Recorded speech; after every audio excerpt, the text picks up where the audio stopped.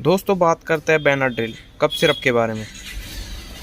इसके अंदर डाइफेनाहाइड्रामिन, ammonium chloride, sodium citrate और एथेनॉल आता है। दोस्तों ये सिरप मुख्यतः खांसी में यूज ली जाती है। इस सिरप का यूज सर्दी जुकाम के लक्षण, गले में खराश होने पर भी किया जा सकता है। इस सिरप का सेवन करने से आपको थोड़ी बहुत नींद आ सकती है। तो दोस्तों वीडियो को लाइक करें और चैनल को सब्सक्राइब करें।